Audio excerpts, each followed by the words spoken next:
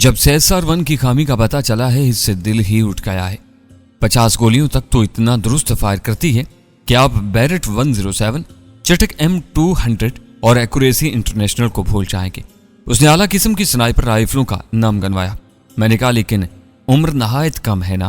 वो इत्मीनान से बोली, हमने कौन सा मुस्तकिल अपने पास रखना है इसे। चुकला को हलाक करने के बाद इसकी जरूरत बाकी नहीं रहेगी। मैं मोतरेज हुआ और इस दौरान ज्यादा गोलियां इस्तेमाल करना पड़ी, तब क्या होगा। मुझे कत्लो गारत का शौक है ना, तुम इस मकसद से इंडिया आए हो। और फिर एकदम मुझे मशकूक नजरों से घूरते हुए उसने जरा सा वक्फा लिया। वैसे तुम किस मकसद से इंडिया आए हो। मैंने इत्मीनान से पुरानी कहानी दोहरा दी। अमेरिका में स्नाइपर कोर्स के दौरान एक हिंदू स्नाइपर राजपाल से दुश्मनी हुई और इसकी वजह से मेरी पलवैशा को कमर पर इतनी सख्त चोट लगी कि उसे इलाज करवाने को अमेरिका ले जाना पड़ा। बेचारी माजूर होते होते बची। इससे बदला लेने यहां पहुंच गया था, लेकिन करण चावला कह रहा है वो वजीरिस्तान ही में हलाक हो गया था। अब ना मालूम झूठ बोल रहा है या मुझे फटका रहा है। तो इतनी दूर एक छोकरी के जख्मी होने का बदला लेने आए हो और इसकी वजह से आपने यह हाल करवा लिया। उसके लहजे में अफसोस था। अल्लाह पाक की कसम, इतनी दूर एक छोकरी ही के लिए आया हूं। मैंने हकीकत इस अंदाज में उगली कि वो सच न जान पाई थी, क्योंकि मैं वहां परमा अंसारी के लिए आया था। उसने हैर से आंखें फैलाई। तुम्हें खान लड़की इतनी प्यारी है कि उसके लिए इतना जोखम हंसी खुशी उठा लिया। मैं साफ गोई से बोला, सच तो यह है कि पलवैशा मुझे अपनी जान से भी अजीज है। उसने मुंह बनाते हुए तबसरा किया, एशियाई लोगों की अहमकाना मोहब्बत। मैं बगैर लगी रिपटी रख के बोला, यह अहमकाना मोहब्बत तुम्हारे लिच्चर और बेहुदा मोहब्बत से कई गुना अच्छी है कि मोहब्बत की महाराज ही जिस्मानी मलाप को समझ लिया गया। इस दौरान हमने अपने पिस्तौल फेंक कर वहां से आला साख्त का एक एक पिस्तौल उठा लिया था। उसने जगाना 9mm पसंद किया, जबकि मुझे ग्लाक 19 मिल गया था। वहां 2 साइलेंसर भी मौजूद थे। जगाना को पीठ पीछे अपनी जीन्स में उड़सते हुए वो फलसफियाना अंदाज में बोली, इंसान आजाद पैदा हुआ है और अपने जिस्म के बारे हर इंसान को आजादी हासिल होना चाहिए। जैसे भूख लगने पर इंसान किसी भी अच्छे होटल या रेस्टोरेंट खाना खा सकता है, यूं ही गैर शादीशुदा होने पर अपनी पसंदीदा शख्सियत से जिस्मानी ताल्लुक भी बना सकता है। यही काम तो जंगल के जानवर भी करते हैं। क्या इंसान को अशरफुल मखलूकात होने के नाते इनसे मुख्तलिफ नहीं होना चाहिए। वह तंज़िया लहज़े में बोली, क्या मैं नहीं जानती तुम्हारे मुल्क में यह काम कितनी कसरत से होता है। मैं किसी फर्द की सफाई नहीं दे सकता, अपने दीन का बता सकता हूँ कि यह फेल बहुत बड़ा गुनाह है। बाकी मेरे मुल्क में इस गंदे फेल में मुलव्विस काफ़ी लोग मिलेंगे, तो कसीर तादाद ऐसों की भी है जो अपनी बीवी पर अक्तिफा करने वाले हैं और किसी गैर महरम की तरफ आंख उठाकर देखना भी गवारा नहीं करते। और जहां तक गुनाह सरजद होने का ताल्लुक है, तो बरतानिया में भी लोग बहुत सारे ऐसे काम करते हैं जिनकी इजाजत बरतानिया का कानून नहीं देता। वो मानिखेज अंदाज में बोली, और तुम्हारा शुमार किन अफराद में होता है। मैं इत्मीनान से बोला, इतने दिन हो गए इकट्ठे रहते, कब तक तय्युन नहीं कर सकी हो। तुम आम मर्दों की तरह नहीं हो। माजूब अंदाज में एतराफ करते हुए वो दरवाजे की जाने बढ़ गई। मैंने भी मुतबस्सम होकर उसके पीछे कदम बढ़ा दिए। कोच से निकलकर हमने ख्वाबगाह की अच्छी तरह तलाशी ली, मगर कोई मुफीद शय खात न लगी। घंटे डेढ़ की ख्वारी के बाद हम ख्वाबगाह में रखे फ्रिज पर हाथ साफ करने लगे। मुख्तलिफ अकसाम के उम्दा जूसों के अलावा फ्रिज मौसमी फलों से भरा था। एक अलमारी में मुख्तलिफ शराबें भी रखी हुई थी। दौरा ने एक बोतल खोलकर आधा गिलास भरा। रिजा पियोगे? शरारती अंदाज में मुस्कुराते हुए उसने दावत दी। मैं तुर्की बतुर्की बोला, पी तो शायद लूं, मगर इसके बाद खुद पर काबू नहीं रहेगा और हो सकता है कि कोई ऐसी हरकत कर बैठूं कि तुम शुक्ला से पहले मेरे कत्ल के दर पे हो जाओ। वो खजालत से बोली, तुम नहीं सोच रोके। मैं खिलखिला कर हंस दिया था। हम काफी देर गपशप करते रहे, यहां तक कि घड़ी की सुइयां 3 का हिस्सा अबूर कर गई थी। अब विशाल गुप्ता किसी भी वक्त आ सकता था। गो उसके इस्तकबाल को हम ज़हनी तौर पर तो पहले ही तैयार थे, मगर अब जिस्मानी तौर पर भी चौकन्ने हो गए थे। अपनी मौजूदगी के सारे निशान हमने मिटा दिए। जूस के खाली डिब्बे और बोतलें वगैरह कूड़ा करकट की टोकरी में डाली और कान दरवाजे की तरफ लगा दिए। ज्यादा इंतजार नहीं करना पड़ा था। उसकी रोजमर्रा तब्दील नहीं हुई थी। 3:30 बजे के करीब दरवाजे पर आहट हुई और हम उसकी ख्वाबगाह में घुसकर दरवाजे के दाएं बाएं खड़े हो गए। दबीज कालीन की वजह से उसके कदमों की चाप नहीं उभरी थी। यूं लगा वो एकदम दरवाजे पर नमूदार हुआ हो। वो अकेला था। अंदर आते ही कुर्सी पर निशिस्त संभाली और जूतों के तस्मे खोलने लगा। अगर चाहो तो ये काम मैं भी कर सकता हूँ, मजाया अंदाज में कहते हुए मैं आगे बढ़ा। उसके सर पर गोया पहाड़ आन गिरा था। उछल कर खड़ा हुआ, हाथ कोट की जेब की तरफ बढ़ा, मगर मेरे हाथ में साइलेंसर लगा पिस्तौल देखते ही उसने हाथ पहलू में गिरा लिया था। संदीप, तुम कैसे आना हुआ? पहले झटके से संभलती उसने बजाहिर नॉर्मल लहजे में पूछा था। मैं इत्मीनान से बोला, गपशप को मन कर रहा था और लौरा ब्राउन की भी जिद थी कि विशाल साहब से मुलाकात की जाए। वो अकला, क्यों नहीं, आए तशरीफ रखें। मैं लोरा की तरफ देखे बगैर बोला, मादाम तुम रहायशगाह का दाखिली दरवाजा कुफल कर दो। वो खामोशी से बाहर निकल गई। मैंने हाथ विशाल की तरफ बढ़ाया। पिस्तौल मेरे हवाले करो, खामखा का वजन उठाया हुआ है। कुछ कोटों पर जुबान फेरते हुए उसने मरे मरे हाथों से अपना पिस्तौल निकाल कर मेरी जान बढ़ा दिया। डेजर्ट ईगल 9mm को पसंदीदगी की निगाह से देखते हुए मैंने पीठ पीछे पतलून में उड़स लिया। बैठो। मैंने खुद बेड पर निश्चित संभाल ली थी। संदीप, यकीन जानो मेरी हैसियत एक आम से मोहरे से बढ़कर नहीं है। तुम नहीं जानते मैं कौन हूं। इसके बार बार संदीप कहने पर मैं मुतरिस हुआ। वो अकलाया को खास नहीं जानता। मैं खिलखिलाकर हंसा। मजाक ना करो यार, तुम्हारा नाम राजा जीशान हैदर है और पाकिस्तानी स्नाइपर हो, बस इतना पता है। लोरा अंदर आई। मैंने पूछा, लोरा के बारे में कुछ नहीं जानते? इतना ही पता है जितना शूटिंग क्लब में इसका तारुफ करवाते हुए बताया गया था। लोरा ने एतराज उठाया, रीजा ये अंग्रेजी जानता है और हिंदी सुनकर मुझे उलझन होती है। मैं अंग्रेजी में बोला, विशाल गुप्ता साहब तुम्हारी वजह से मैं जितनी अजियतें और तकलीफ झेल चुका हूं इसकी तफसील तो नहीं बता सकता, अलबत्ता वैसा ही तुम्हारे साथ करके दिखा सकता हूं। भोले बनने का नाटक छोड़ो और जितना कुछ मालूम है उगल दो। यकीनन अपनी चमड़ी और जान बचाने में कामयाब हो जाओगे। और तुम्हें मालूम होना चाहिए गुज़िश्ता चंद दिनों में अजियत रसानी के इतने तरीके सीख चुका हूं कि तुम चंद मिनट नहीं निकाल पाओगे। वो थूक निकलते हुए बोला, जान बख्शी का वादा करो, मैं सब कुछ बताने को तैयार हूं। मैंने उसकी आंखों में झांकते हुए नरमी से कहा, अगर सब कुछ आराम से उगल दो तो तुम्हारा कसूर माफ किया जा सकता है। और ख्याल रहे काफी बातों का पता हमें चल चुका है। जरा सी गलत बयानी से हमारी हमदर्दियां खो दोगे, इसलिए खूब सोच समझ कर बोलना और फिक्र न करो, वक्त वाफिर है। खुश्क लबों को तर करते हुए वो लिजाजत से बोला, थोड़ा पीने को मिल सकता है? क्या पियोगे? लोरा अलमारी की तरफ बढ़ी। थूक निकलते हुए बोला, विस्की। लोरा एक सुनहरे मशरूब की बोतल और 2 गिलास उठाकर करीब आ गई। एक गिलास में खलाजत उंडेल कर विशाल की तरफ खिसकाई और दूसरा अपने लिए भरने लगी। विशाल ने गिलास उठाकर होंठों से लगा लिया। लोरा की नजरें मेरी जानिब उठी। अपना गिलास मेज पर रखकर वो फ्रिज की तरफ बढ़ गई। वापसी पर हाथ में ठंडा मशरूब था। शुक्रिया। मशरूब पकड़ने को मैं उसकी तरफ मुतवज्जा हुआ। इसी वक्त जैसे बिजली चमकती है, विशाल के पांव की भरपूर ठोकर मेरे पिस्तौल पर लगी। पिस्तौल मेरे हाथ से छूटकर दूर जा गिरा था। अगले लम्हे उसने लोरा को चाप लिया। एक बाजू गले में डालकर उसने लोरा की पुश्त अपनी छाती से लगा ली थी। यकीनन वो पहले डरने का नाटक कर रहा था। इसका भाई ज़ेरे ज़मीन दुनिया का नाम वरदादा था। वो खुद इसका दस्ते राज था। यकीनन इतना बोधा नहीं हो सकता था कि हाथ पांव ना मारता। मैं लाशौरी तौर पर इसलिए बेफिक्र था कि मेरी नज़र में वो लड़ाई बढ़ाई के फन से नाचना था और उसकी वजह उसका पहली मुलाकात में 3 आदमियों से मार खाते हुए मिलना था। यकीनन तब ड्रामा ही रचाया गया था। ममता दीदी का घर छोड़ने के बाद वो मुझे ऐसा ठिकाना देना चाहते थे जहां मैं हर वक्त उनकी नज़र में रहता और इससे बेहतर कोई तरीका नहीं था जो उन्होंने सोचा था। मुझे विशाल गुप्ता पर एहसान करने के जोम में मुब्तला करके उन्होंने अपना मतलब हासिल कर लिया था। सियाने कहते हैं जिसका काम उसी को साजे और करे तो ठेंगा बाजे। और बिलाशुबा जासूसी बहुत मुश्किल और दुश्वार काम है। मैं जासूस नहीं था कि इतनी गहराई में सोच सकता। मेरा दिमाग स्नाइपिंग के बारे ज्यादा तेज था। यकीनन कोई तरबियत याफ्ता जासूस होता तो मुसलसल इत्तफाकात पर चौंक जाता। ममता दीदी का मिलना, फिर इनके घर से निकलते ही विशाल गुप्ता से मुलाकात और उसका फौरन अपने पास रहने की पेशकश करना, मेरे माजी के बारे सरसरी सा पूछ कर मुतमईन हो जाना, अपना मुहाफिज बना लेना वगैरह। लोरा ने मचल कर उसकी गिरफ्त से निकलने की कोशिश की, मगर विशाल ने उसका एक बाजू सख्ती से मरोड़कर उसकी पीठ से लगा दिया और अपना दाहिना बाजू उसके गले में डालकर गिरफ्त सख्त कर ली।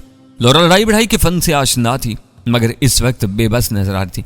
अगर करीब आने की कोशिश की तो उसकी गर्दन तोड़ दूंगा। लोरा को काबू करते ही उसने सख्त लहजे में धमकी थी। इसे नजरअंदाज करता हुआ मैं इत्मीनान से पिस्तौल की तरफ बढ़ा। गो मेरे पास विशाल गुप्ता का डेजर्ट ईगल 9mm मौजूद था, मगर इस पर साइलेंसर नहीं लगा था। गलाक उठाकर मैं मुतबस्सम हुआ, गुप्ता जी इस तितली से जो फायदा उठाना था मैंने उठा लिया। अब ये बासी खाने जितनी अहमियत रखती है और इसका मरना जीना मेरे लिए कोई मानी नहीं रखता। तुम शौक से इसकी गर्दन तोड़ सकते हो। मेरा पूरा एतमाद लहजा और इत्मीनान भरा अंदाज उसे जिज़-बिज़ कर गया था। कह रहा हूं पिस्तौल फेंक दो वरना इसकी जान जाएगी। विशाल की फीकी धमकी उसकी बुखलाहट आश्कार कर रही थी। अचानक मैंने उसकी आंखों में तेज चमक उभरते देखी। एकदम मैं जान गया कि उसने लोरा की जीन्स में उड़सा हुआ पिस्तौल महसूस कर लिया। लोरा का हाथ आजाद करते हुए उसने फौरन पिस्तौल तक रसाई पाई और पिस्तौल बरामद करते ही नाल लोरा की कनपट्टी से लगा दी, मगर यह ध्यान नहीं रख सका था कि पिस्तौल काक नहीं था और एक हाथ से पिस्तौल को काक करना मुमकिन ही नहीं था। काक करने को इसे एक हाथ से पिस्तौल पर गिरफ्त रखते हुए दूसरे हाथ से पिस्तौल की स्लाइड को पीछे खींच कर छोड़ना था। गो इसमें सेकंड भरी वक्त खर्च होता, मगर ऐसे हालात में सेकंड की अहमियत घंटे से भी बढ़ जाती है। मेरे 3 गिनने तक अगर तुमने पिस्तौल न फेंका तो यह काम से गई।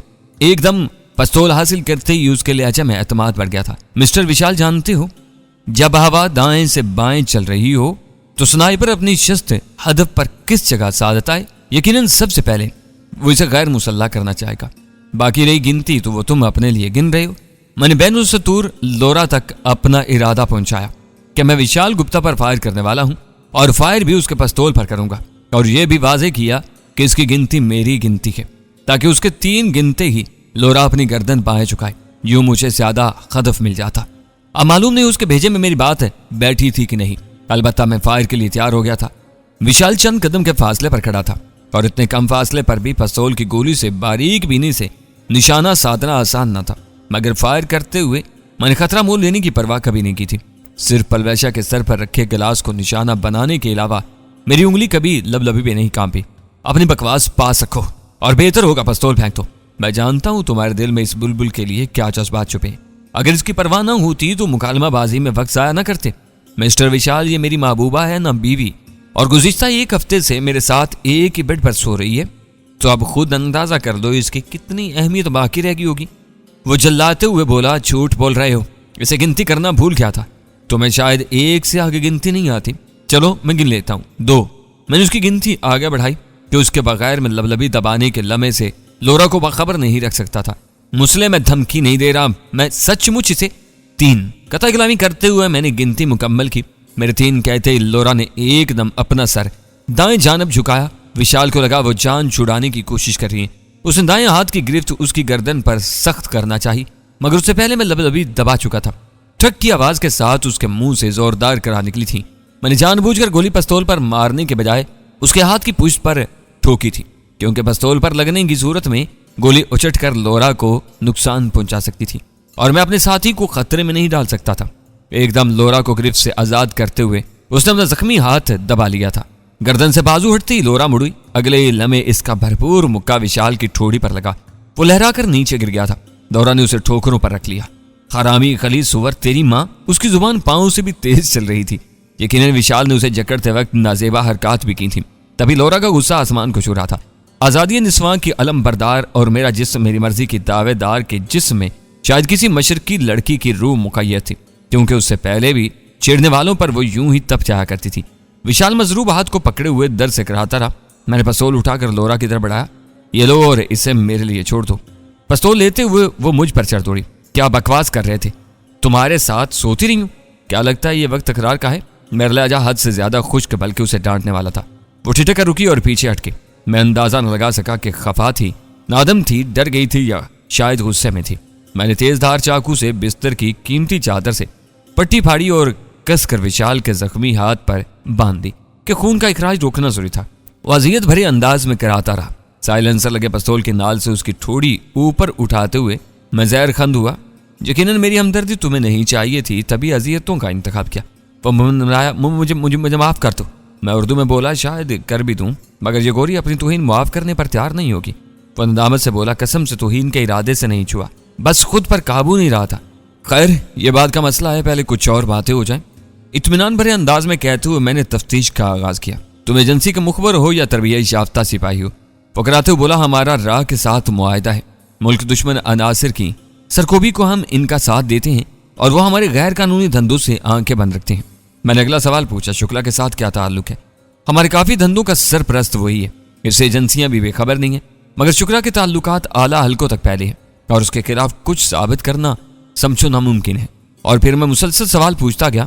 इससे साफ कोई से सब कुछ उगल दिया था, क्योंकि मैंने चंद सवाल ऐसे भी पूछे थे जिनके बारे में मुझे पहले से मालूम था और उसने दुरुस्त जवाब दिया था। इसकी गुफ्तगू का लुब्बे लुबाब यही था कि डीनू की शहादत के वक्त ही मैं करण चावला की नजरों में आ गया था।